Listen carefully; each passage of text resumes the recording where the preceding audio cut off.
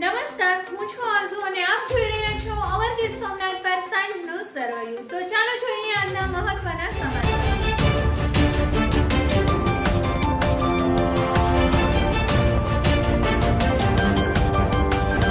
સતત પડી રહેલા અવિરત વરસાદના પગલે વિશ્વ પ્રસિદ્ધ ભાલકા તીર્થમાં ભરાયા ગોઠણસરમાં પાણી. ગીર સોમનાથ સહિત સૌરાષ્ટ્રમાં બારે મેઘ ખાંગા છે, ત્યારે વેરાવળ તાલુકાના સતત 5 દિવસથી વરસી રહેલા વરસાદના પગલે વિશ્વ પ્રસિદ્ધ ભગવાન શ્રી કૃષ્ણનું અંતિમ સ્થાન એવા ભાલકા તીર્થ પરિસરમાં ગોઠણડૂબ પાણી ભરાયા. અરે ભાઈ સાચવજો, આગામી 2 દિવસ પડશે ભારેથી અતિભારે વરસાદની આગાહી. ગુજરાતના 6 જિલ્લામાં રેડ એલર્ટ અપાયું. આગામી 2 દિવસ પડશે ભારેથી અતિભારે વરસાદ. દક્ષિણ મધ્ય ગુજરાત અને સૌરાષ્ટ્રમાં ભારેથી અતિભારે વરસાદની આગાહી. મધ્ય ગુજરાત સહિતના જિલ્લાઓમાં યલો અને ઓરેન્જ એલર્ટ. અમરેલી, ભાવનગર, ગીર સોમનાથ, ભરૂચ, નર્મદા, સુરત સહિતના વિસ્તારમાં રેડ એલર્ટ.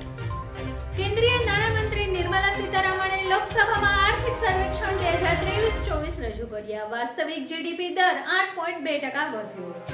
નાણાકીય વર્ષ 2024માં ભારતનો વાસ્તવિક જીડીપી દર 8.2% વધ્યો. નાણાકીય વર્ષ 2024ના 4 માંથી 3 ત્રિમાસિક ગાળામાં જીડીપી 8%ના આંકને વટાવી ગયો. એકંદરે નિશ્ચિત મૂડી નિર્માણ વાસ્તવિક દ્રષ્ટિએ 9% વધ્યો અને છૂટક ફુગાવો ઘટીને 5.4% થયો. ધોધમાર વરસાદે સૌરાષ્ટ્રમાં સપાટો બોલાવ્યો. માણાવદરનું જિંજરી ગામ બેટમાં ફેરવાયું. બજારોમાં કમરશામાં પાણી. અનેક ગામો સંપર્ક વિહોણા બન્યા. કલ્યાણપુરમાં 4 કલાકમાં 11 ઇંચ વરસાદ. સૌરાષ્ટ્ર તેમજ દક્ષિણ ગુજરાતમાં ધોધમાર વરસાદ વરસ્યો છે. ઉપલેટાના લાઠ ગામે આભ ફાટ્યું. 2 કલાકમાં અંદાજે 11 ઇંચ વરસાદથી ગામની બજારોમાં નદીઓ વહેતી થઈ છે. તો બીજી તરફ કેશોદના શેરગઢમાં જળબંબાકારની સ્થિતિનું નિર્માણ થયું છે. માણાવદરનું જિંજરી ગામ બેટમાં ફેરવાયું છે. તેમજ ગીર ગઢડામાં પણ ભારે વરસાદને પગલે નદી નાળા છલકાયા છે.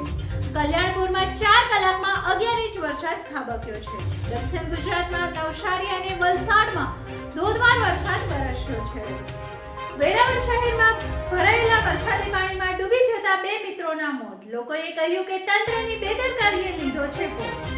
વેરાવળ પંથકને છેલ્લા 4 દિવસથી મેઘરાજાએ ગમરોડ્યું છે, જેના પગલે વોર્ડ નંબર 5 અને 6 ની સોસાયટી પાણીમાં ગરકાવ છે. ત્યારે રવિવારે શાહીગ્રા કોલોનીમાં મહેક સ્કૂલની બાજુમાં આવેલી ખાડી જેવી મોટી જગ્યામાં ભરાયેલ પાણીમાં ડૂબી જવાથી મોત થયા છે. લોકોનું કહેવું છે કે તંત્ર દ્વારા પાણીના નિકાલની વ્યવસ્થા નથી કરાઈ, જેથી મોતના જિમ્મેદાર તંત્ર અને પાલિકા છે.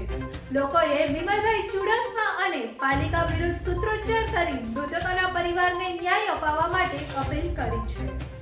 ગુજરાતમાં ચાંદીપુરા વાયરસના કેસમાં સતત વધારો. ચાંદીપુરા વાયરસના લીધે મૃત્યુઆંક વધીને પહોંચ્યો 34.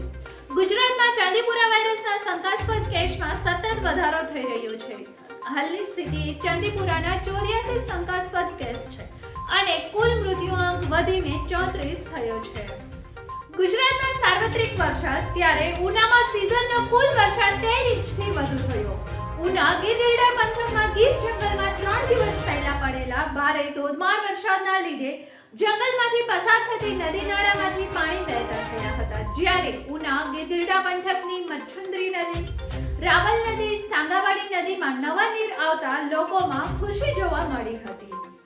આંબાલાલની લાલ આગાહી. સૌરાષ્ટ્ર બાદ હવે અમદાવાદ, ગાંધીનગર સહિત મધ્ય ગુજરાતના અનરાધાર વરસાદ.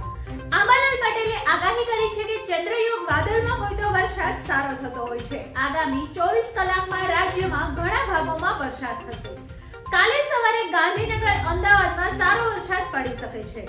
દક્ષિણ સૌરાષ્ટ્રના ભાગમાં આફતના વરસાદથી રહેશે રાહત. આમ છતાં ઉત્તર સૌરાષ્ટ્ર અને કચ્છના ભાગમાં ભારે વરસાદ રહેશે. 23 અને 24 જુલાઈએ ગ્રહોના યોગને જોતા મધ્યપ્રદેશમાં ભારે વરસાદ થતા નદીના જળસ્તર વધી શકે છે. દક્ષિણ ગુજરાતમાં અતિભારે વરસાદની આગાહી છે. દ્વારકાના પાનેલી ગામે નદીમાં ફસાયેલા 3 ને બચાવાયા. હેલિકોપ્ટરની મદદથી કરાયું દિલ ધડક રેસ્ક્યુ. સાંસદ પૂનમબેન માડમ દ્વારા તંત્રને હેલિકોપ્ટર માટે કરવામાં આવી અપીલ. દ્વારકાના પાનેલી ગામે નદીમાં 3 લોકો ફસાઈ ગયા હતા. સ્થાનિક નદીમાં ઘોડાપુર આવવાને લીધે આ લોકો ફસાઈ ગયા હતા, જેમને બચાવવા માટે એનડીઆરએફની ટીમની મદદ લેવામાં આવી હતી, પરંતુ બચાવવા મુશ્કેલ હતા.